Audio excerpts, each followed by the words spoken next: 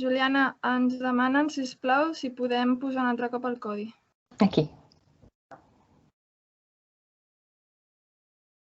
Gràcies. De res.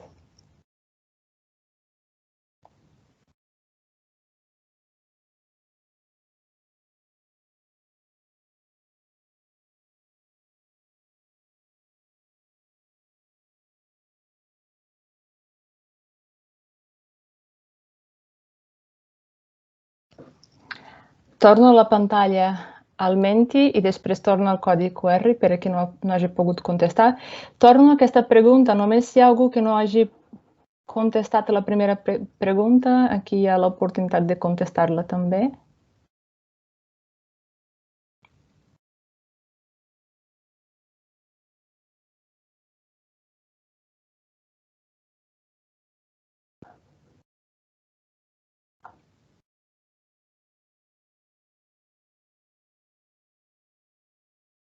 I anirem a la darrera pregunta.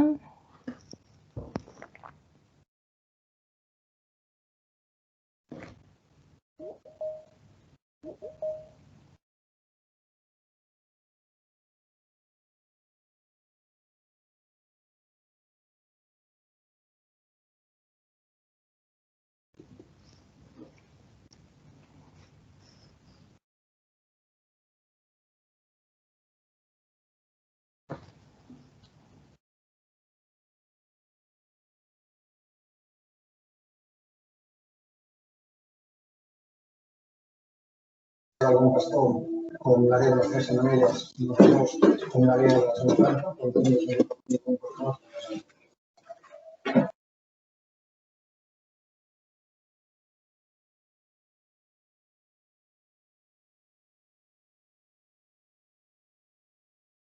Juliana, el micròfon, el tens apagat. Ara sí, ja és oficial, el club legal és jugador del líder de Milà. només faltava el comunicat del Barça i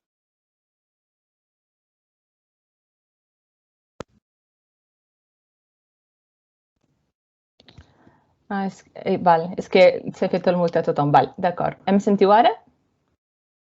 Sí, Sí, perfectament. D'acord, gràcies.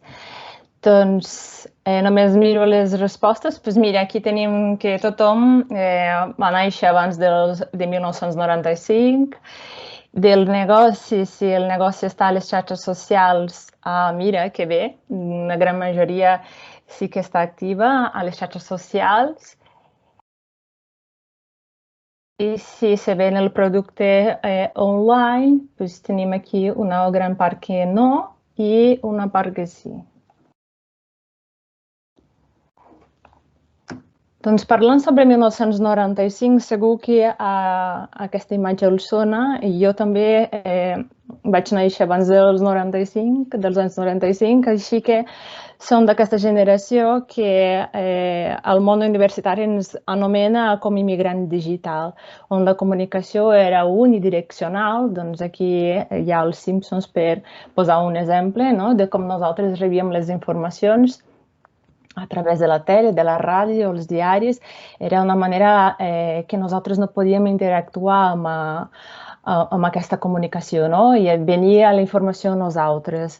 I això, jo considero que nosaltres som privilegiats de poder viure els canvis de tecnologia. Doncs vam veure quan va arribar l'internet, que va ser a nosaltres com a usuaris als anys 1996 més o menys, i vam veure des d'un ordinador de taula enorme, com era, que tenia bastant d'espai, a una tablet, un laptop i un mòbil. Suposo que tothom aquí va tenir un Nokia, aquells que eren enormes, fins a un smartphone, que és bàsicament un ordinador que està a la nostra mà.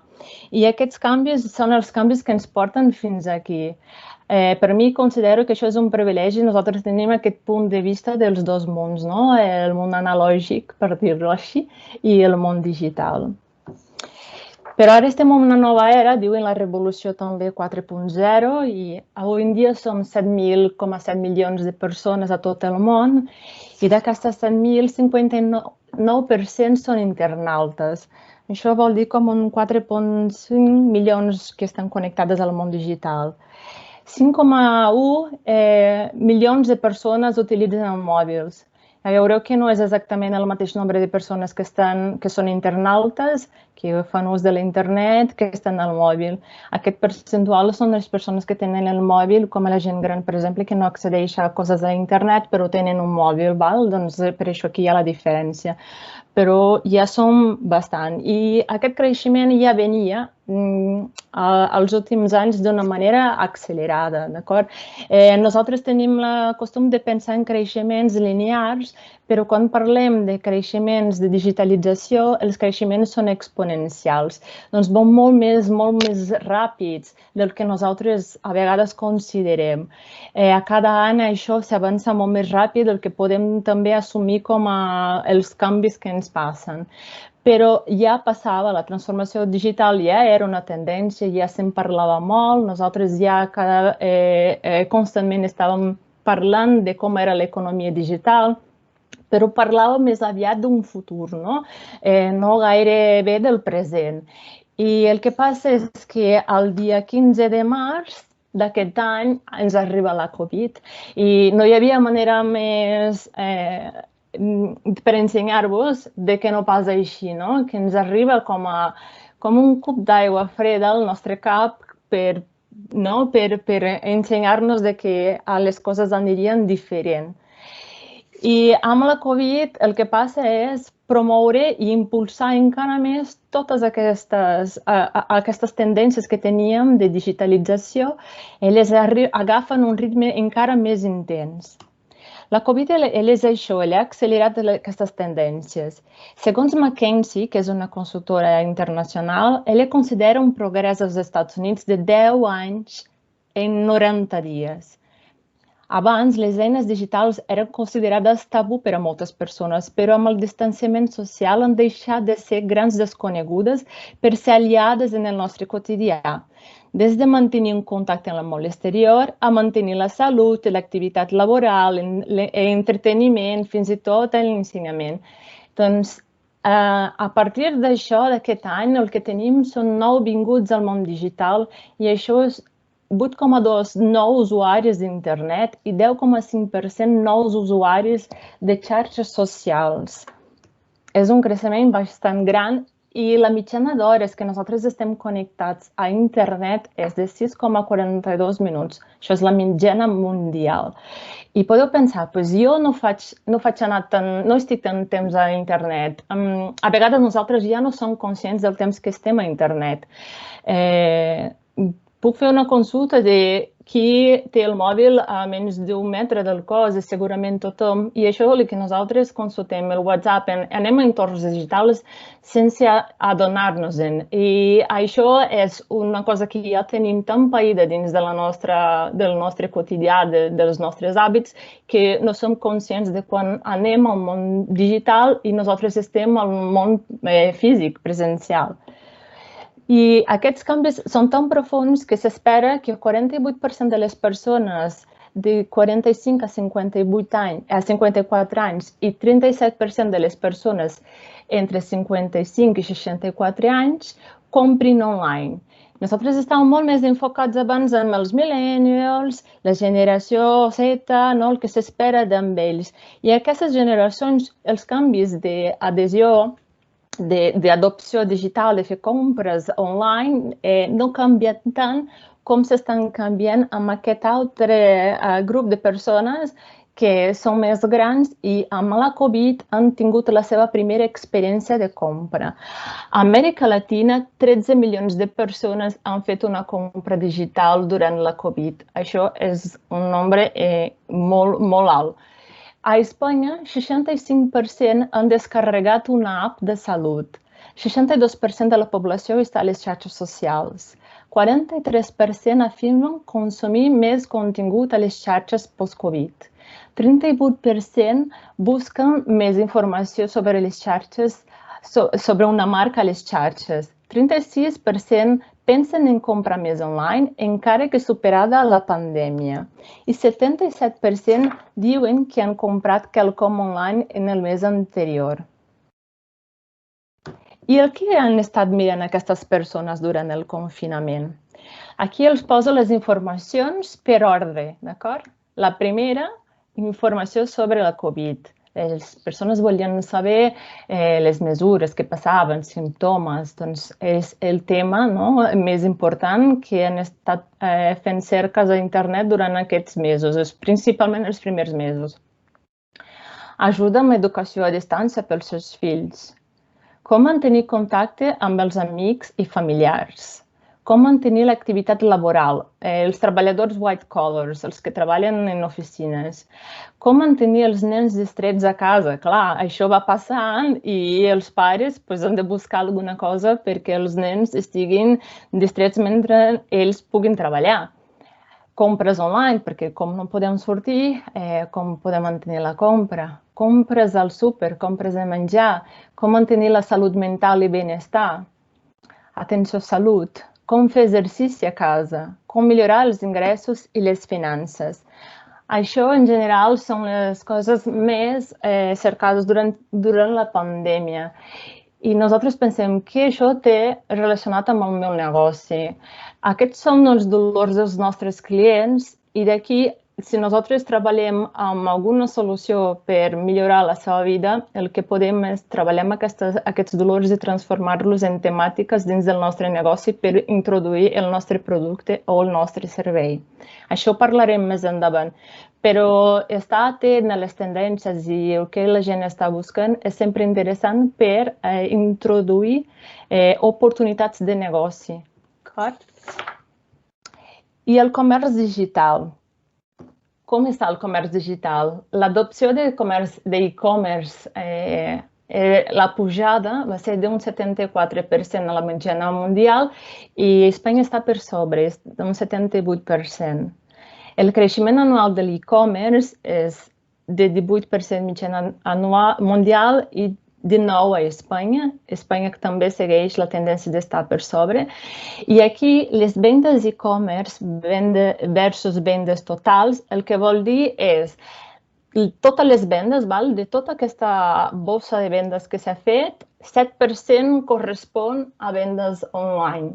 Doncs la resta és venda a les botigues físiques, d'acord?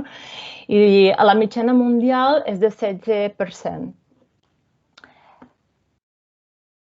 Aquest és l'impacte de les transaccions de l'e-commerce en diferents sectors. Doncs hem vist que, per exemple, hi ha com una tendència, que són bombolles, que podem dir, de compra, que això té la seva pujada i després torna a normalitzar-se. I el primer és l'esport, per exemple, que són 83,40 i realment hi havia coses que eren difícils de comprar. O puc també destacar informàtica. Estem parlant que les càmeres, per exemple, de videoconferències van estar esgotades a tots els llocs i ara veiem com mobles i cosmètica també pugen el seu consum. De tot això vull destacar que no hi ha marxa enrere d'aquest hàbit. Nosaltres diuen que necessitem 21 dies per un canvi d'hàbit. I durant el confinament vam estar més de 21 dies practicant alguns hàbits de compres digitals o de consum d'eines digitals. El que passa és que la gent ara ha desmistificat el tema de digitalització. O sigui, hi havia gent que abans no buscaven coses a internet o no havien fet la seva primera compra i ara sí que ja han fet. Vol dir que deixaran de comprar presencialment? No, tot el contrari. Les persones volen tenir les experiències físiques, necessiten aquesta part sensorial. Però el que vol dir és que ells ja tindran una altra mirada cara a la digitalització. Segons Google, comptar amb una estratègia de màrqueting digital pot suposar un 20% més d'ingressos i 30% en reducció de costes. Doncs per als nostres establiments, encara que tinguem botiga física, treballar amb una estratègia digital és important per optimitzar el nostre negoci. Això són algunes també dades de les persones que han fet compres durant aquests mesos de pandèmia. Per exemple, 81% ha fet una cerca de producte o 90% ha visitat una botiga online, 67% ha utilitzat una app per fer una compra, 74% ha comprat online un producte des de qualsevol dispositiu, això vol dir que podria ser des d'una tablet, de l'ordinador o el mòbil, i 52% han comprat a través del mòbil. És això que els havia comentat, els he preguntat si teniu el mòbil a menys d'un metre del seu cos. La tendència del mobile, de tenir un mòbil molt a prop del cos i que se facin moltes gestions a través del mòbil, això és una tendència que veurem cada vegada més i nosaltres hem d'estar preparats per adaptar tota la nostra estratègia, també oferint aquest servei a través del mòbil, o sigui, ha de ser mobile friendly, que és el que diuen, no? O sigui, adaptat per a aquest tipus de dispositiu. Cal conèixer el nostre client en aquesta era digital. Cal saber quines plataformes es mouen. 98% utilitzen cercador tots els dies. I sabem que el Google és la gran plataforma per fer cerques a internet. Però és que YouTube és el segon de tot el món. 82% dels internautes miren vídeos online habitualment.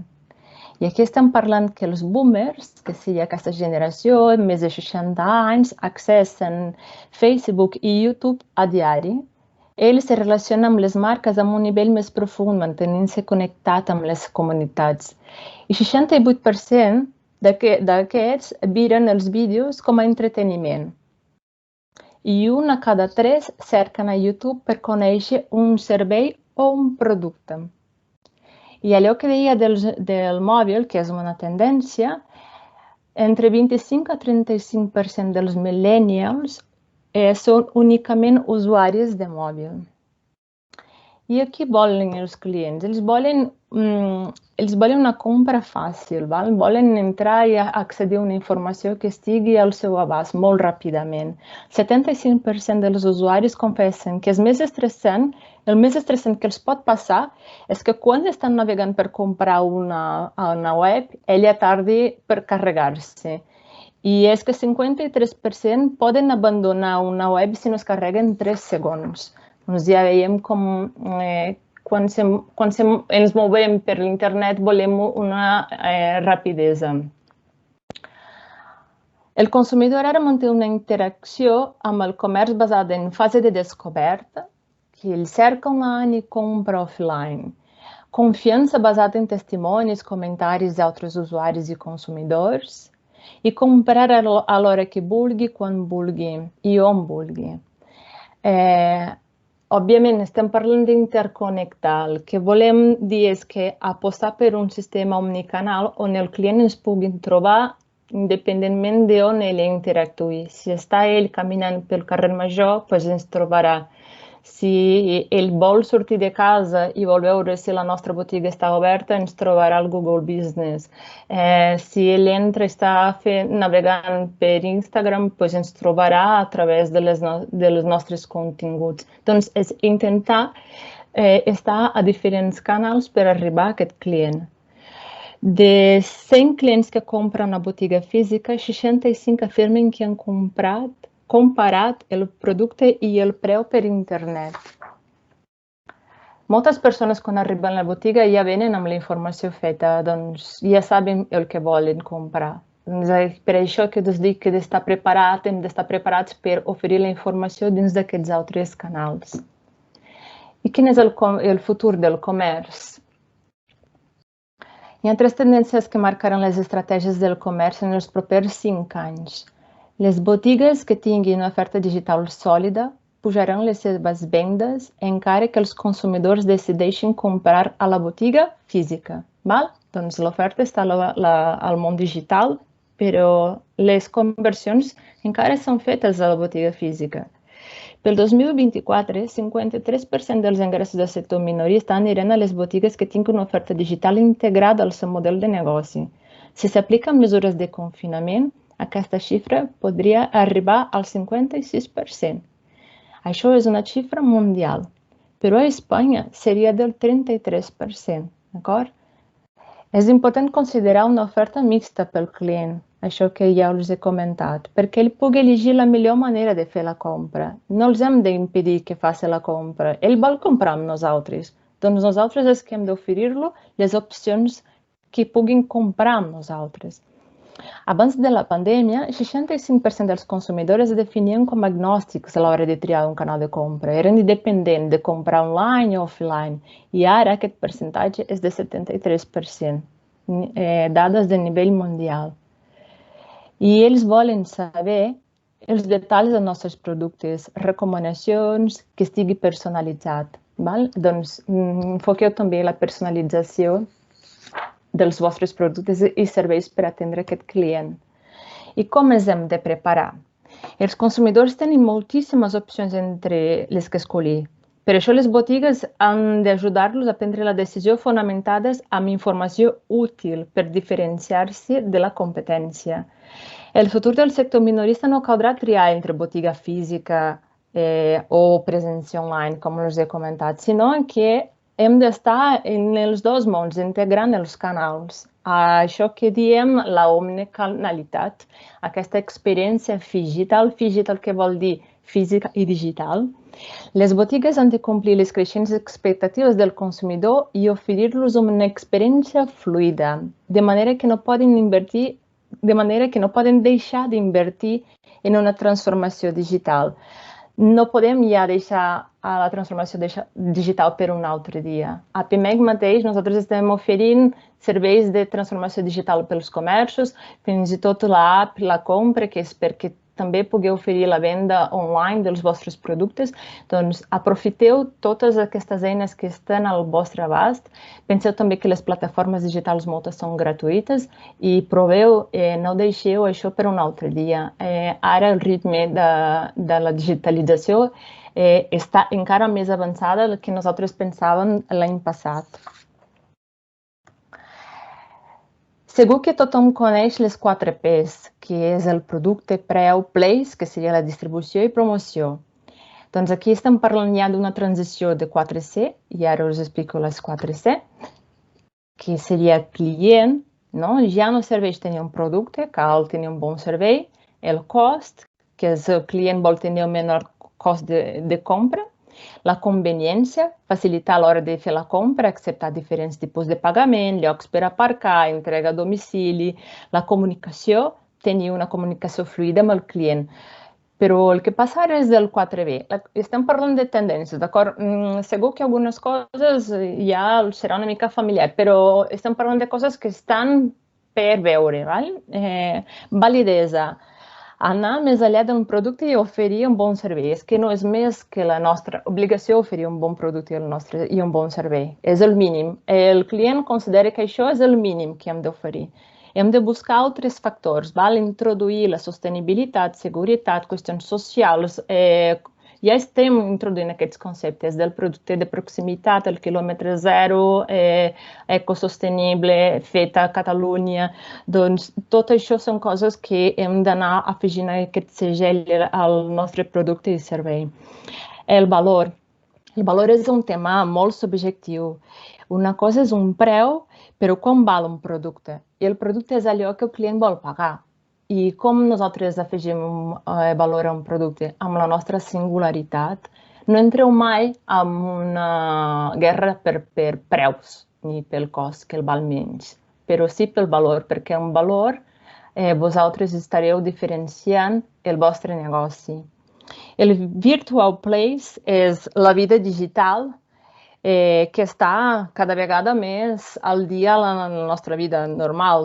Abans era com que ningú estava al món digital i ara cada vegada més les persones estan a diari dins d'aquest entorn digital. I doncs nosaltres hem de ser-hi, aquest Virtual Place, sigui aquí a través de plataformes, a través d'una web, a través d'una newsletter, a través d'una app com la compra. Doncs nosaltres hem d'estar dins d'aquest món virtual. I la viralitat, que és quan la comunicació s'amplifica a tota velocitat. Si és positiva, tindrà molt d'èxit pel negoci. Però si és negativa, pot fer bastant mal. I us donaré un exemple molt recent de Corte Inglés, que va fer una campanya de vuelta al cole i va tenir un resultat molt dolent i que el van treure molt ràpidament. Però això es va viralitzar, o sigui, d'un dia per l'altre ja tothom estava compartint això per les xarxes. La viralitat pot ser utilitzada molt positivament, associada amb bones campanyes, involucrant i fent una comunitat amb els clients. Doncs aquí només s'ha de tenir molta cura de treballar bé amb aquesta tendència. I ara sí, acabem la part de les tendències de tot el que hem vist avançar durant la pandèmia i anem a enfocar en el pla de màrqueting. Hi ha aquesta frase que m'agrada moltíssim, que és que si no saps on anar, qualsevol camí te portarà. I és que ella serveix per diferents punts. Podria ser per una estratègia de negoci en general, per fer un pla de negocis, però aquí estem enfocant en el pla de màrqueting.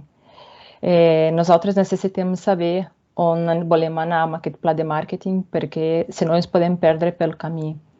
I el màrqueting és la manera que nosaltres ens comuniquem, és la manera com comuniquem la nostra marca amb el món. Les persones en general, els clients, se relacionen amb nosaltres, però nosaltres també ens relacionem amb els nostres proveïdors, els col·laboradors, els botiguers, el veïnat, l'associació, o sigui, tot això fa part també dins del nostre pla de comunicació i del nostre pla de màrqueting. I el pla de màrqueting és el nostre full de ruta que ens ajuda a mantenir una constància, un bon ritme. De fet, és allò, és la nostra visió on nosaltres volem arribar, no? I jo vull simplificar aquest pla de màrqueting. Sí que hi ha moltes paraules en anglès, que són terminologies, però vull simplificar i desmistificar el pla de màrqueting. No és tan complex i segur que vosaltres podreu fer a la vostra manera, respectant sempre la vostra filosofia. I és molt important que respecteu les vostres capacitats, la vostra filosofia, la vostra coherència, els valors, que tot sigui molt coherent amb el que feu, perquè així sí que vindrà i serà molt més natural per introduir aquesta pràctica al vostre negoci. I quines són les etapes del pla de màrqueting? Jo he introduït aquí l'autoconeixement, que ara anirem veient, després hi ha el mercat, el client, els objectius i la planificació. O sigui, podem fer un pla de màrqueting en 5 passos. L'autoconeixement pot semblar estrany, però si nosaltres no ens coneixem, no sabem exactament què és el nostre negoci, qui som, és difícil de fer un bon pla de comunicació. Doncs és clau tenir clar què nosaltres oferim i per què, i a qui nosaltres oferim això. Doncs aquest cicle és un cicle de màrqueting conscient de Carolyn Tate, que és una especialista, treballava molt en màrqueting en diferents àmbits, però després va agafar una branca que és un màrqueting més conscient, més humanitzat, més a través dels valors. I jo crec que això és el que connecta el petit comerç i nosaltres el que hem d'enfocar sempre en la nostra diferenciació serà a través d'aquests valors. Doncs el per què és una mica la nostra missió, és l'ànima del negoci, l'anomenem el core business, és el propòsit, és la definició del per què existeix el negoci i com la teva empresa fa la diferència per ser singular. És important tenir definit el nostre propòsit perquè és basat en ell que després prendrem totes les altres decisions del nostre pla de màrqueting. També serveix com el nostre referent, d'acord? I també és important tenir clara la nostra visió. La visió és on volem arribar. Teniu ben clar, això estem parlant de negoci, no és el pla de màrqueting. Doncs teniu ben clar on el vostre negoci vol arribar, com voleu ser reconeguts. I els valors, definir quins són els vostres valors. Després, definir la persona, el who, ja veurem que hi ha una altra part només per parlar de les persones, i el producte. El producte tenim ben clar quin tipus de producte oferiu. Com podem entendre més de nosaltres i del mercat? Jo crec que l'eina més adient és el DAFO, que és això, les fortaleses, debilitats, oportunitats i amenaces. Fortaleses i debilitats és una reflexió més interna, el que passa al nostre negoci. Les oportunitats i amenaces és el que passa amb el nostre entorn, és una reflexió externa. Nosaltres no podem influir en el que passa fora, doncs el que passa, nosaltres només hem d'adaptar-nos a aquest entorn.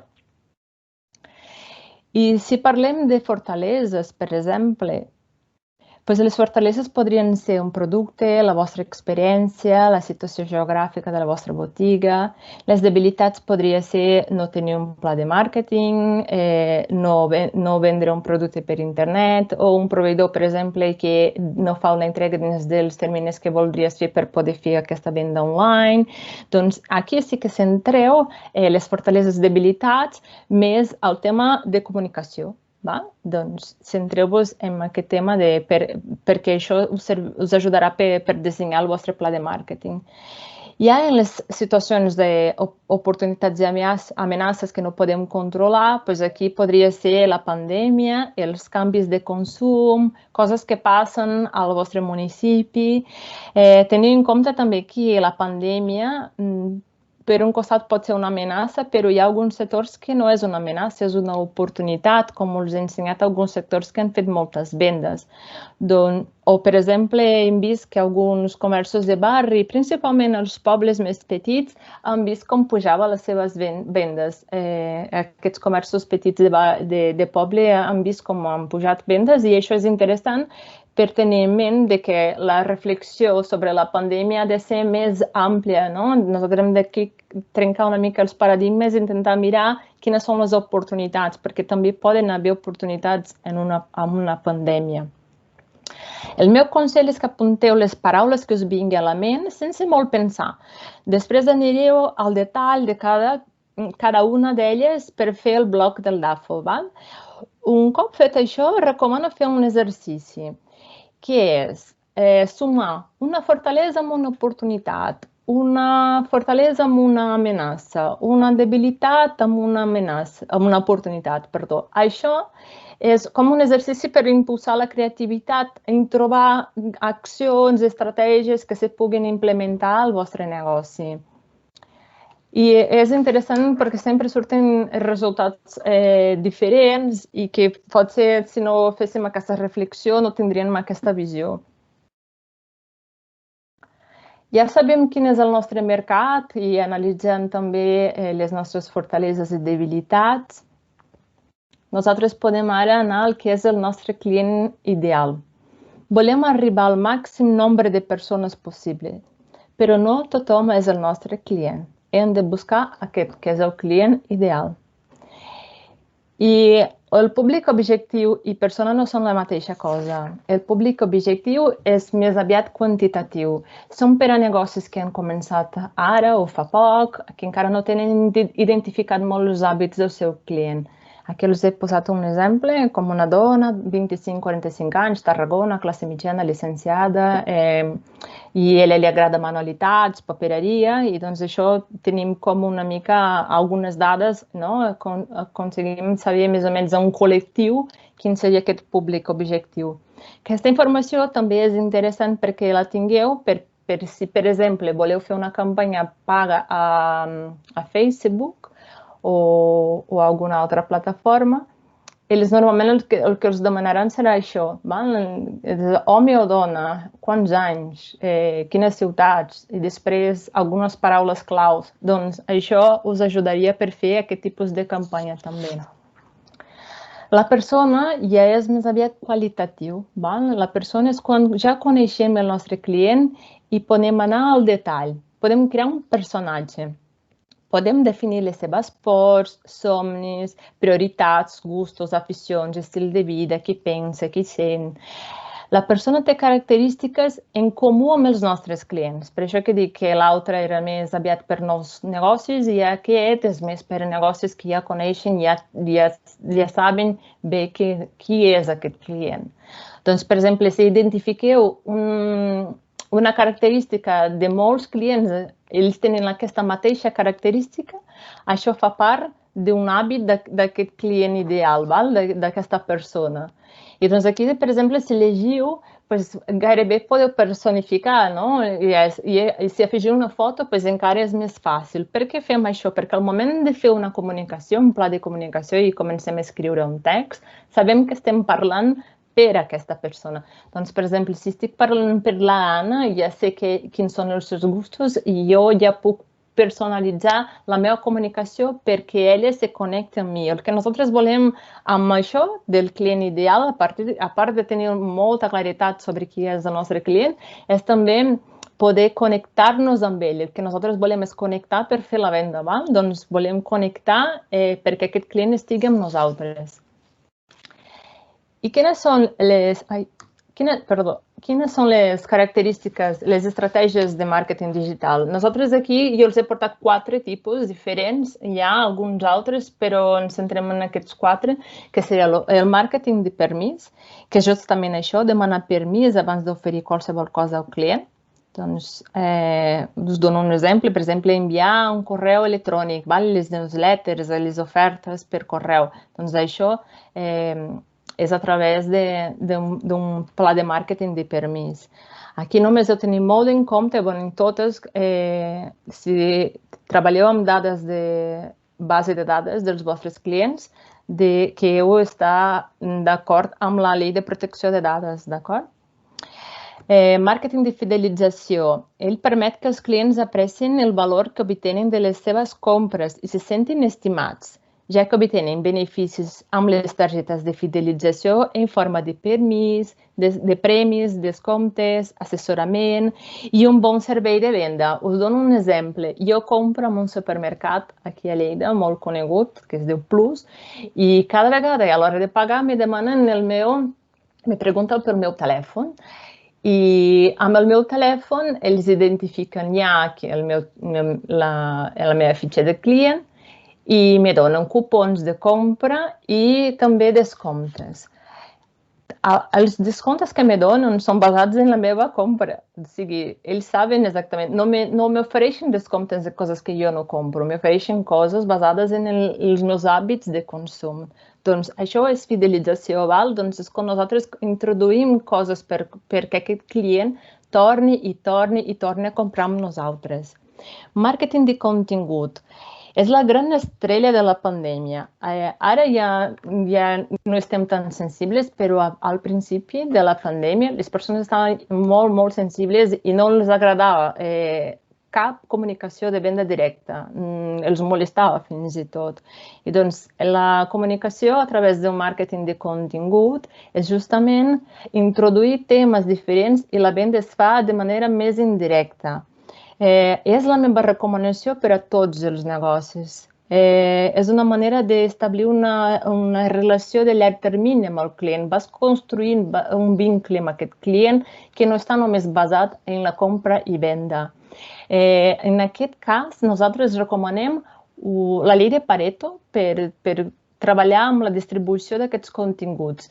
80% seria un contingut d'inspiració de temes que estan relacionats al nostre negoci, no ha de ser un tema totalment diferent, ha d'estar relacionat amb el nostre negoci, però no és una venda directa. I 20% seria venda directa. I el màrqueting d'influència. El màrqueting d'influència, com jo us he comentat abans, els comentaris, per exemple, impulsen la gent a comprar perquè al final se fien d'un comentari de persones que no coneixen. El 90% de les persones afirmen que creuen en el que diuen a través d'aquests comentaris que troben per internet. I jo mateixa m'incloc dins d'aquest grup i això és important en un màrqueting d'influència. El màrqueting d'influència també és molt conegut per treballar amb influencers, contractar persones que siguin reconegudes, persones públiques que puguin fer la difusió d'un producte. Però el màrqueting d'influència també podeu considerar aquests comentaris, els testimonis, les ressenyes, perquè sí que influeixen bastant en un procés de compra. No penseu que això seria només per les pàgines web, les xarxes socials també tenen, Facebook també se pot deixar una ressenya, Google Business també se pot deixar una ressenya sobre un negoci i les persones solen molt mirar aquesta informació abans d'anar a algun establiment. De les estratègies de comunicació, nosaltres aquí treballarem amb 5 també. Estratègia de llançament, que si és un nou producte o si és un negoci que acaba de començar, doncs treballa amb una estratègia de comunicació de llançament que és treballar més de manera intensiva. Se treballa més com aixecant aquest contingut amb l'expectativa, a la curiositat i més sovint per introduir després, s'acaba amb aquesta comunicació introduint i fent l'acció de venda que seria llançar el producte. Estratègia de visibilitat és a través de l'ús de les xarxes socials, accions i col·laboracions. Ara us començo a donar alguns exemples. Mira, aquí hi ha el de llançament que us havia comentat. És una marca de cosmètica al Brasil que acaba de llançar la seva marca i doncs comencen amb la curiositat, veus, l'expectativa. Encara no sabem que serà una marca de xampús, però al final després acaben introduint el producte. Doncs observem que és un mes, fa un mes que s'ha llançat aquesta marca i hem pogut aquí observar com és el llançament, com se fa aquesta manera de treballar amb una comunicació de llançament. Això és de visibilitat, segur que coneixeu la Charuca, és una marca de papereria. I ella el que fa per tenir també més visibilitat, treballa diferents canals, a part d'Instagram, també fa podcasts i invita persones reconegudes per parlar de temes que són punts de dolor dels seus clients. És una manera bastant interessant d'arribar a diferents persones a través de diferents canals de comunicació. Després tenim l'estratègia de confiança. L'estratègia de confiança també està basada en les valoracions, els testimonis i ressenyes. Aquí us dono un exemple de Singular Olivia, que és una marca de cosmètica natural, i ja veureu que dins de cada producte tenen la part de valoracions. I al llegir les valoracions ja venen ganes de comprar un sabó, perquè al final, mira, olor increïble. Clar, mejores momentos del verano. Al final vols comprar perquè també vols tenir aquesta mateixa experiència que diu aquesta persona que no la conec, però jo ja vull tenir la mateixa experiència que ella. I és així que funciona l'estratègia de confiança. Estratègia de posicionament és estar en un nicho de mercat. Aquí estem parlant d'una marca de sabates que està molt centrada en la part de treballar amb materials orgànics, el fair trade, transparència, i treballa molt en concepte minimalista i se connecta molt, o sigui, és estar en un nicho de mercat. I una altra, per no deixar que sigui només marques així, us porto un exemple que és la Peixateria Centenària, és una peixateria de Lisboa. I pensen vegades que no podem treballar amb continguts de manera divertida i que connecten amb el client, però si veus aquí, ells tenen uns colors, ja parlarem una mica sobre això, però el seu tipus també, el to de veu i la manera com presenten el producte, el peix fresc a cada dia, és una manera que connecta amb aquest client i ells se posicionen molt amb el tema d'això, el peix fresc cada dia. I a cada dia donen recomanacions dels peixos que els han arribat, receptes del que se farà, connecta amb alguna festa de la ciutat que hi haurà, doncs és molt interessant com treballen amb aquesta comunicació. Us he deixat aquí així els usuaris, els seus comptes per aquí, perquè si teniu interès en visitar més endavant, podeu visitar-los a través d'Instagram.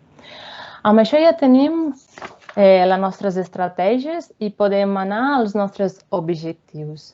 I pels nostres objectius, que és el que volem, jo us recomano centrar les estratègies SMART. I SMART què és? Ser específic, mesurable, assolible, realista, temps, dins d'un temps determinat. Aquests objectius és el que volem amb el nostre negoci, amb aquest pla de màrqueting. Volem vendre més? Volem pujar la facturació de tots els productes o només d'algun producte en concret? Recordeu-vos que aquí sempre hem de ser específics. volem què més? Millorar la conversió, volem millorar la taxa d'obertura, volem millorar l'engagement, més visites a la nostra web o més likes als nostres posts, no? Que m'agrada el post.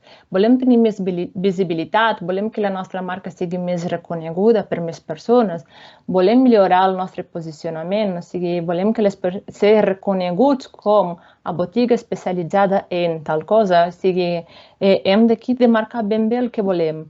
Volem créixer les nostres bases de dades i aquí això jo recomano a tothom tenir una base de dades pròpia amb els correus de les persones, treballar amb els telèfons també, perquè WhatsApp comença a treballar i a cercar-ho molt a la part del comerç, de com poder estar en contacte entre un client i la botiga. Tot això podreu apuntar al material que us he preparat. Hi haurà una part on vosaltres haureu de definir els vostres objectius. Jo recomano que definiu només 3 objectius per trimestre. No més que això, perquè si no sobrecarregareu. I nosaltres ara el que volem és simplificar, volem que aneu a l'acció, volem que això sigui una manera fàcil perquè pugueu primer viure l'experiència de desenvolupar el vostre propi pla de màrqueting i implementar-lo i després, si així aneu avançant, podeu introduir cada vegada més objectius que pugueu assolir dins d'un trimestre. Però ara mateix trieu-ne 3 només i això ja aniríem a una propera fase. Aquí només us dono un exemple de com funcionaria. Doncs, basat en aquesta recomanació de 3 objectius, doncs aquí he afegit 3 objectius i 3 estratègies. I de cada estratègia, doncs, sortirien d'aquí algunes accions. Com quedaria això? Doncs mira, un objectiu que tinc seria visibilitat. Vull pujar 20% en Instagram. Com ho faré això? En quina estratègia? Jo he decidit que milloraré la meva visibilitat al màrqueting de contingut. I com faré això? Jo faré 4 posts al feed d'Instagram per setmana, un directe a cada 15 dies, 3 stories 6 dies a la setmana. I això ho faré per un trimestre. Doncs recordeu-vos sempre que de tots aquests objectius, cada objectiu que heu de fer ha de ser SMART, específic, mesurable, assolible, realista i dins d'un determinat temps. Plataformes. Hem vist que els nostres clients no estan a tot arreu i nosaltres tampoc podem estar a tot arreu, seria impossible, hi ha moltíssimes plataformes. Aquí segueixo amb la regla de 3. A partir d'aquí repetiré molt la regla de 3. 3 plataformes. Voleu estar on? A Facebook, a Instagram, voleu fer enviaments de newsletters, trieu-ne 3. O no, jo vull fer més Twitters, o jo vull fer més vídeos, estaré per YouTube. Doncs 3 estratègies. Amb aquestes 3 plataformes enfocaríem després el nostre pla enllaçant allò dels objectius en aquestes plataformes. Recordeu-vos també de tenir molt clar el client ideal on està. Si estem parlant de... Per exemple, si nosaltres venim a un client que la mitjana d'edat és de 45 a 60 anys, per exemple, no hem d'estar a TikTok, per exemple, perquè la gran majoria de persones no estan a TikTok. Doncs és enfocar on està el nostre client, quina plataforma. I abans d'implementar-lo, tenim molt clara la nostra línia editorial. Tindreu també al vostre material la definició de línia editorial. La línia editorial, com l'havia comentat amb la peixateria centenària, ells tenien els colors establerts. Aquí també veus, aquí és com un moodboard i també tenen els colors, les imatges. Doncs això ajuda a crear una identitat visual que al final, quan el client vegi o la foto o el text, sabrà de quina és la botiga, és la vostra identitat. Aquí us poso un exemple. Suposem que això és una botiga de cosmètica natural. I doncs en aquesta botiga de cosmètica natural el seu to de veu serà proper, tranquil, la tipologia i format de contingut. Jo he triat 3 també, 3 categories de temes que vull parlar. Serien els productes de la botiga, la rutina de bellesa i l'estil de vida. Recordeu-vos d'allò que els he comentat sobre la llei de Pareto? 80% de contingut d'inspiració, 20% de continguts de venda. Doncs quan determinem aquestes categories, això vol dir que aquesta rutina de bellesa i estil de vida estem parlant de continguts d'inspiració. Productes seria la part del 20% de venda. Però aquí també introduiria els productes, val? Però no amb una comunicació de venda directa, és una comunicació de venda indirecta. Llistes de hashtags i emojis. Doncs aquí he afegit alguns exemples d'emojis que estarien connectats amb aquesta marca. I aquí seria quin tipus de hashtags? Botiga, la meva associació de comerç, la meva ciutat i altres hashtags que pugueu creure que és adient al vostre negoci. Recordeu-vos que hashtags només s'utilitzen a Instagram, val? A Facebook no els agrada les hashtags, no utilitzeu hashtags a Facebook, no els ajuda. I a altres llocs també com Google Business i tal, tampoc no cal afegir-ne. Això és específic d'Instagram. Ara ja estem quasi anant a la part final del nostre pla de màrqueting i anem a la calendarització. Per començar a desenvolupar un calendari és interessant fer una línia del temps. Doncs aquí hem fet una línia del temps i és que nosaltres el que volem i el que ens agradaria molt és que vosaltres preparéssiu el vostre pla de comunicació per aquest trimestre, per aprofitar i treure el màxim partit del que hi ha de la campanya de Nadal i tot el que hi hagi en aquest trimestre.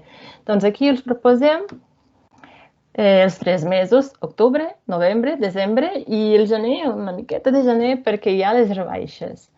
Doncs quan nosaltres fem la línia del temps, el que hem de considerar són les dates assenyalades. Doncs aquí tenim la castanyada a l'octubre, tenim el Black Friday o el Green Friday. El Green Friday és per a reivindicar el consum conscient, d'acord? Cyber Monday seria vendes online.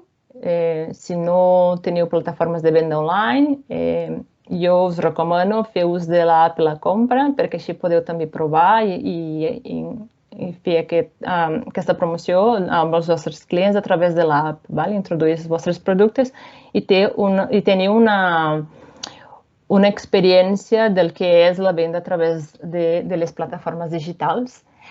Com soc una mica tradicional, he afegit aquí que la campanya de Nadal comença després de la Puríssima i després tenim aquí les festes de Nadal, tenim els Reis i les rebaixes.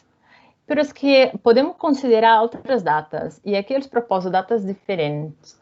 Aquí, per exemple, tenim el dia 1, el Dia Internacional de la Música i del Cafè, el Dia del Somriure. Per exemple, suposem que aquella botiga de cosmètica natural de l'exemple anterior, ella, a part de ser una dona que té la botiga, també moltes de les seves clients són dones emprenedores. Ella podria fer una campanya aquí el dia 19 de novembre de la dona emprenedora. O, per exemple, jo tinc una botiga de roba i vull promoure abrics d'hivern i tal, i aquí faig una campanya el dia 21 pel canvi d'estació. Doncs això vosaltres sempre podeu anar sempre fent aquesta línia del temps per trimestre, identificant quines són les dates i amb aquestes dates així preparareu les vostres campanyes, els temes de les vostres campanyes. Dono un exemple. Aquest és el mes d'octubre. Havíem parlat que el dia 31, com sabem, serà el dia de la castanyada i Halloween. Tornant a l'exemple de la botiga de cosmètica natural, tenim 3 categories de contingut que volem promoure: productes, rutina de bellesa i estil de vida. També havia comentat que el meu objectiu de venda, el meu objectiu de màrqueting era tenir més visibilitat i que jo volia com a acció de tenir més visibilitat era fer 4 posts d'Instagram per setmana. Doncs jo he distribuït aquí els posts d'Instagram. També he afegit el Facebook. perquè tingueu més visió del que seria, val? Doncs jo vull fer 3 posts de Facebook. Ja els he distribuït quins dies vull fer el post de Facebook. També afegeixo aquí una newsletter. Això són només exemples perquè tingueu més visió de com podria fer. Doncs mira, jo vull fer sempre a cada dimarts, primer dimarts del mes, una newsletter. I després, a partir del dia 20, sempre, a la penúltima setmana del mes, de dimecres, vull fer un post al blog. Doncs, amb aquesta informació, jo ja vaig aquí distribuint els continguts entre productes, rutina de bellesa i lifestyle. Jo he posat aquí els colors per fer la distribució del que seria el 80-20 de la llei de Pareto. Jo sé amb això que jo necessitaré 16 fotos d'Instagram per fer el meu contingut. Doncs aquí seria el dia que jo decideixo fer més fotografies. Suposem que jo ja m'havia organitzat per fer les fotos d'aquests primers dies i a partir d'aquí jo faig una sessió fotogràfica per tenir més contingut per penjar a les xarxes socials. I després decideixo que jo faré una campanya de tardor. A partir d'aquí del dia 19 canviarà molts colors, introduiré colors més tarongins, més fulles seques. Com també parlo d'estil de vida, un dia faré una recepta de crema de carabassa i introduiré aquí un concepte, perquè vaig introduint tota aquesta campanya, per dir així, de colors i de temàtica, que seran aquestes 2 setmanes i s'acaben aquí, el dia 31. Veieu que jo no faig mai aquí un post els dissabtes, però aquest dia, com és un dia diferent, jo programo aquest post perquè surti el dissabte. Però després penso que pot ser, a principis del mes no és un mes que faig moltes vendes i doncs decideixo fer un enviament gratis, una campanya d'enviament gratis. Doncs aquí ja deixo separat que del dia 7 al dia 9 jo faré posts, els meus posts en Instagram i Facebook seran relacionats a un enviament gratis. Això podria ser per qualsevol cosa que voleu fer. Mira, jo tinc una fruiteria i els dilluns són els dilluns sense carn. Jo puc establir que cada primer dilluns del mes hi ha una campanya diferent pel dia sense carn. Doncs podeu adaptar això a la vostra necessitat i al que creieu que pugui ser interessant també pels vostres clients. Tenim la planificació feta, hi ha diferents maneres per gestionar els continguts, com el Trello, per exemple. Suposem que aquí teníem aquestes categories, productes, rutina de bellesa i lifestyle.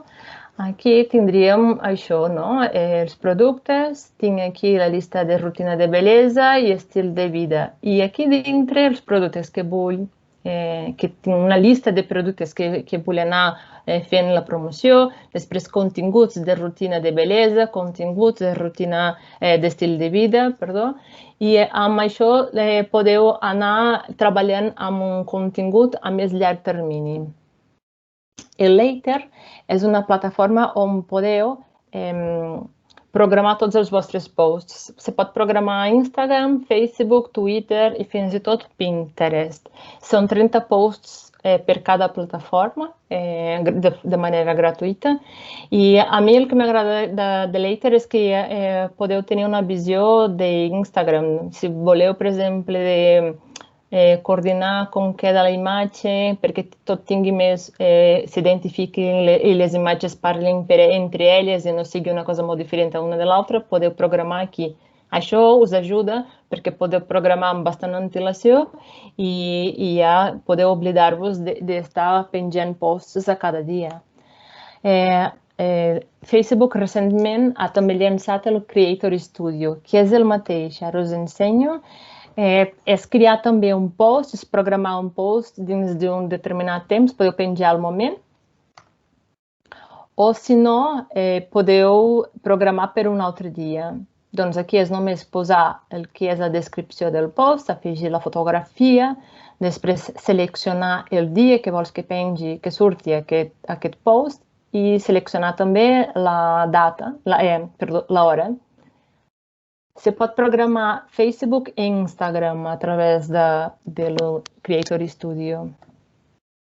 Les mètriques són molt importants perquè nosaltres necessitem saber si està funcionant la nostra campanya de màrqueting.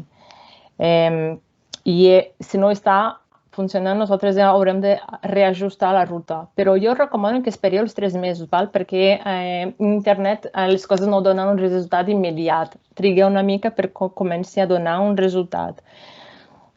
Podeu veure, per exemple, resultats a través de Google Analytics, que això seria si teniu una pàgina web. Facebook seria per Instagram i per Facebook. MailChimp és si feu enviaments de xarxes de newsletters. I Metricool seria una visió entre totes les plataformes. Hi ha una part que és gratuïta i després hi ha una versió de pagament pel Metricool. Jo els ensenyo unes dades mètriques perquè tingueu en compte. Això sempre tindreu al vostre material uns fulls de KPIs, que són els indicadors, on haureu d'identificar quin era el que volia arribar i després anar apuntant on heu arribat a cada 3 mesos. Aquí us ensenyo, per exemple, mètriques de Facebook. Aquí veiem a quantes persones ha arribat, l'engagement de les persones. Això és de botiga online, per exemple, quant de temps han estat, quines pàgines visiten. Però una altra cosa és que si no esteu al Google Business, que us recomano moltíssim, que us ajuda també perquè està connectat al Google Maps i les persones poden veure els vostres negocis, identificar que hi ha el vostre establiment a través del Google Maps. Això dona moltíssima visibilitat a vosaltres i és sense cost. Aquí us ensenyo també les mètriques de Google Business. Per exemple, podem identificar, i les ens dona, com ens han trobat. Doncs mira, en aquest cas era una botiga de moble, doncs quines són les paraules claus que han fet anar fins que ens han trobat. La quarta ja era la botiga. Aquí, per exemple, la fitxa de busca de Google, si és a través de la fitxa o si no és a través de Google Maps, mireu, i això estem parlant d'una botiga en un mes, i doncs tenim aquí tota aquesta cerca, com les persones ens troben. Per això que jo recomano molt el Google Business, és molt efectiu. I és una manera, estem parlant de transformació digital i moltes coses, però hi ha coses que són bastant simples pel nostre negoci i que no les apliquem com les hauríem d'aplicar, i aquí és una de les que a mi m'agradaria destacar. MailChimp també. MailChimp és una eina molt important, gratuïta. Podeu treballar amb la comunicació directa al vostre client. Penseu que tenir un correu digital que un client no us doni. El seu correu digital és com donar una informació molt, molt confidencial. I si ells volen donar el seu correu, vol dir que tenen molt interès en rebre el teu missatge, la teva comunicació. Doncs això és super guai, és importantíssim treballar amb com alimentar aquesta base de dades, com estar en contacte amb aquest client, com poder enviar-los newsletters i continguts que tinguin interès. I aquí, per exemple, poso les informacions també que donen MailChimp. Això és, per exemple, obertura de correus i després comparen amb els competidors. Està molt bé perquè així se té una referència. I ara ja estem anant a l'últim slide, ja estem acabant aquesta píndola. Hem passat per diferents etapes del màrqueting, però els meus consells aquí és que sigueu fidels al calendari, a la planificació, principalment al vostre pla de màrqueting. Teniu uns objectius marcats, sigueu consistents, repetiu aquestes accions perquè aprenem amb la repetició. La primera vegada us sortirà més difícil, però segurament si aneu practicant, cada acció que feu us serà més fàcil. Jo sempre deia que jo feia els llaços de la meva botiga i el primer llaç me va costar moltíssim, però després que ja tenia més de 1.000 llaços fets, me sortia fàcil. I això és repetició. I això passa amb totes les coses que fem. Doncs la primera ens costarà més, però quan nosaltres ja posem això d'una manera automàtica ens serà més fàcil. Doneu temps al temps perquè, com us he comentat, els resultats a vegades no ens arriben molt ràpidament a internet. A vegades trigareu un any per tenir un bon resultat de campanya de màrqueting. Ara posem 3 mesos perquè amb la pandèmia és molt difícil de fer un pla amb un any vista, perquè les coses canvien, val? S'estan canviant cada dia i doncs per això que jo us recomano com a màxim 3 mesos, perquè serà molt difícil de preveure el que passarà d'aquí 6 mesos. Però en 3 mesos podem anar reajustant el nostre pla de màrqueting si cal. Crieu continguts, diversifiqueu aquest contingut utilitzant la llei de Pareto del 80% de contingut d'inspiració, 20% de contingut de venda. Busqueu ser coherents amb el vostre propòsit, els valors del vostre negoci. Penseu que les persones saben i s'identifiquen amb vosaltres. Si vosaltres esteu oferint una comunicació que no és coherent amb el vostre negoci, les persones no se connectaran amb aquest negoci, no se connectaran amb aquesta oferta. Doncs busqueu ser el màxim possible de fidels al que és el vostre propòsit. Feu un seguiment d'aquests indicadors. Tot allò que us he ensenyat ara, els números, és important mirar-los perquè és això, informació és poder, perquè podeu identificar si una campanya que heu fet ha tingut èxit o no, i és a través dels números. I si, per exemple, proposem que hi ha un producte que volem vendre més aquest mes i ens posem a vendre'l, si al final del mes nosaltres no mirem els números, no sabrem si al final ha valgut la pena o no. Doncs és important fer sempre aquest seguiment. I a cada trimestre és això, cada trimestre revisar i reajustar el pla. Us recomano de a cada trimestre revisar també la matriu d'AFO, perquè l'entorn canvia molt ràpid ara i amb la pandèmia canvia moltíssim. I doncs és tornar a revisar el mercat, tornar a revisar l'entorn, la competència també, el que s'està fent, però enfoqueu també a vosaltres. Intenteu no mirar tant a la competència. La competència és important saber quins són, però enfoqueu en la vostra proposta de valor i treballeu per ella. I és això. És una mica estrany no veure'us mentre jo estava parlant, però ara us veuré. Moltes gràcies, Juliana. Gràcies a vosaltres. I ara, si voleu fer alguna pregunta, si teniu algun dubte. Perdoneu. Perdona, molts dubtes, però bueno, a mi m'ha semblat molt interessant.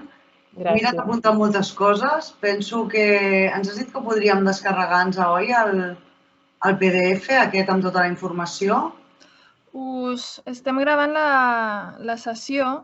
Perfecte. Llavors sí que el vídeo el deixarem disponible. El que és el PowerPoint, no. Vale, però ja em serveix. Però bueno, el podeu consultar les vegades. Sí. Molt bé. I és molt intuïtiu. Tant el material que us he preparat és bastant intuïtiu de com seguir el full de ruta i fer totes les coses, però també si torneu a acompanyar el que és la presentació que us he fet ara, també.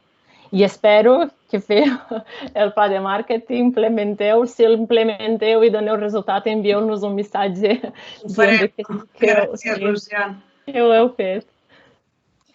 Juliana, bona tarda. Hola. Una coseta, pots donar un exemple de crear una jornada de compra para superar la expectativa del cliente?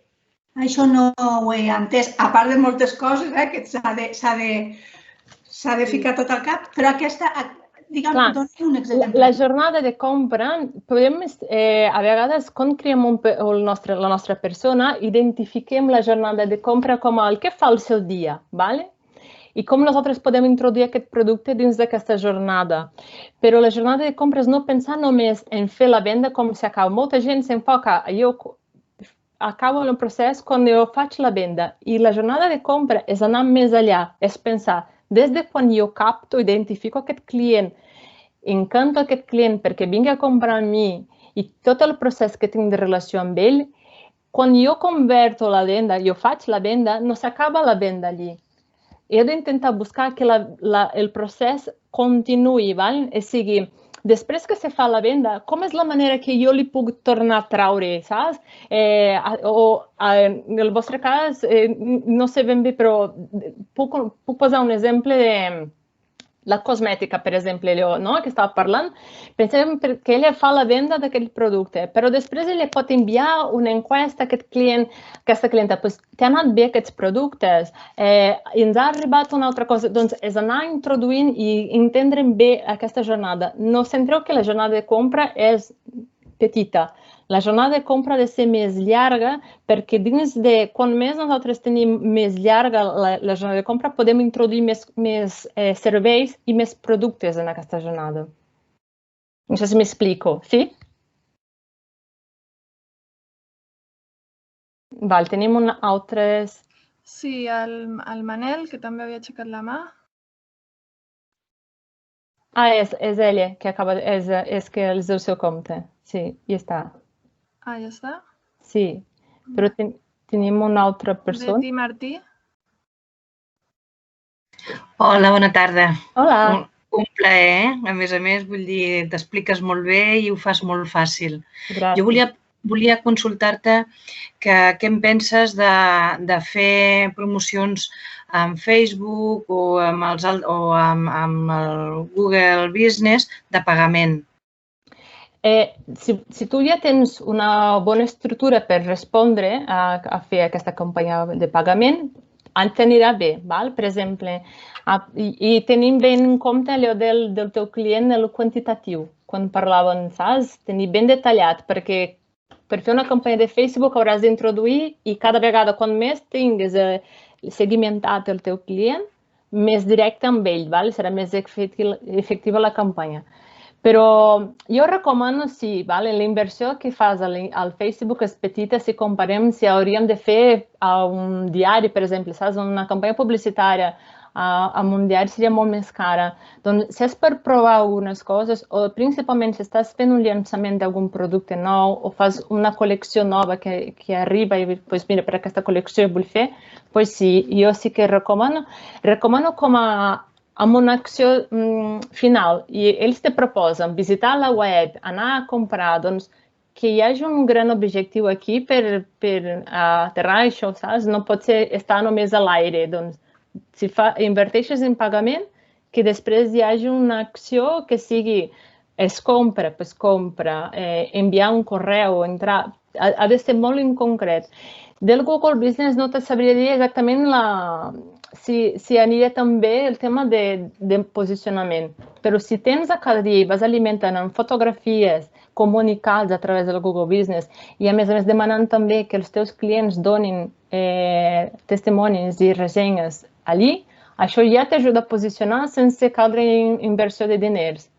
Normalment no fem això, però és interessant de començar a demanar que facin. Sí, jo això sí que ho faig i he fet alguna campanya d'aquestes de microcampanyes de pagament i sí que és veritat que té molt bona repercussió en quant a que tinc molta visibilitat, però la gent segueix sense venir a comprar. Llavors, clar, és com si arribes a més gent te coneix, tinc una bona reputació, però que la cosa se manté igual. Vull dir que no hi ha una...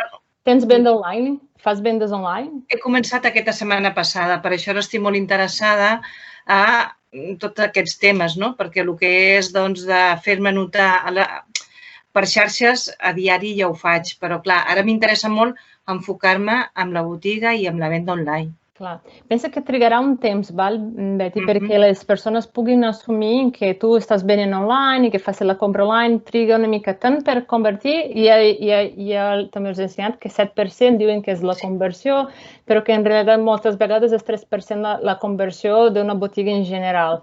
Això anirà creixent a la manera que les persones sàpiguen que tu estàs online i que vols treballar amb això d'online. Segurament les persones veuen el teu producte però no venen. Pot ser també un tema de comunicació, el que està escrit. La campanya s'ha d'analitzar bastant. El copy, si és com... A la persona les hem de dir què volem que elles facin, perquè a vegades no és molt clar. Estic ara fent una formació de copyright, perquè clar, és enfocada, perquè dius, sí que arribes a molta gent, hi ha molta gent que et coneix, però no soc capaç de fer-los venir o de fer la compra, o de tancar una compra. Sí, no sé des de quan tens un pla de màrqueting, però és anar fent és que trigarà una estona fins que ell també no és un dia per l'altre. Sembla que és fàcil, però els resultats són difícils de tenir.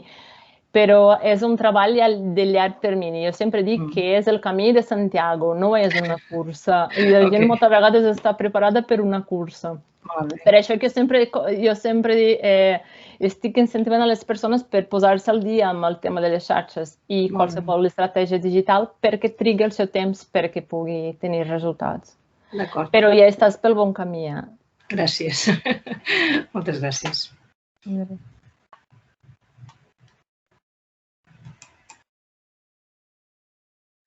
Hi ha alguna pregunta més?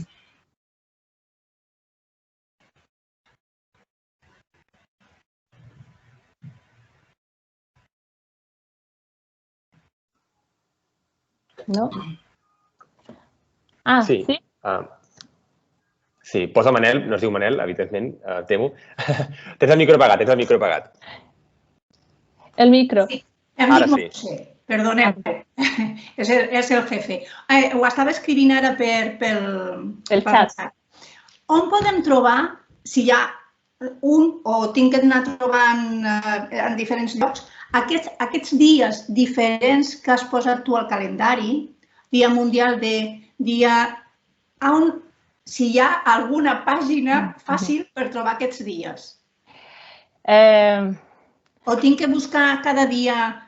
No, hi ha calendaris. Hi ha algunes plataformes que donen aquestes informacions i els que són els dies festius sí que estan per Google, que pots identificar, però aquests dies així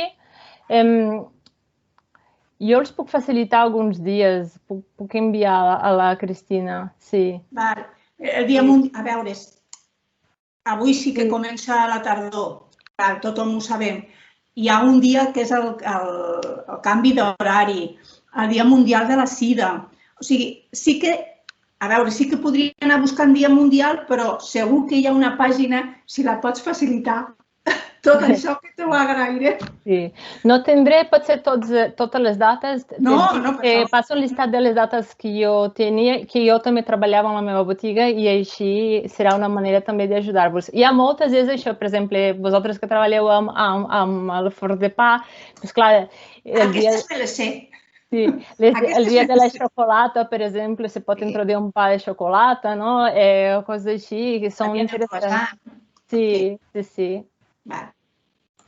Doncs si fas el favor. Sí, doncs jo passaré després a la Cristina un llistat de dates.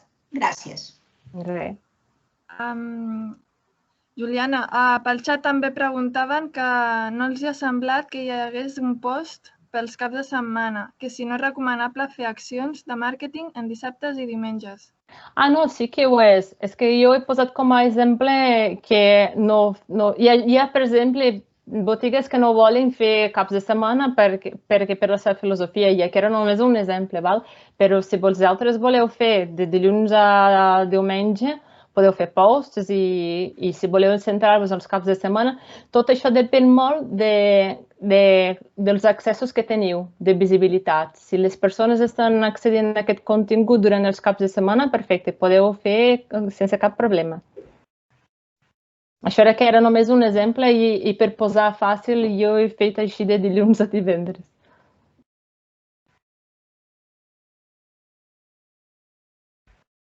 Perfecte, gràcies. Crec que no hi ha més preguntes. De totes maneres, us hem facilitat el correu de Pimec Comerç, pcomerç@pimec.org, i també ens podeu continuar enviant més preguntes. I recordem també que en farem més píndoles online i esperem que també tingueu interès en fer-les. Molt bé, doncs moltes gràcies. Que vagi bé i fins la propera.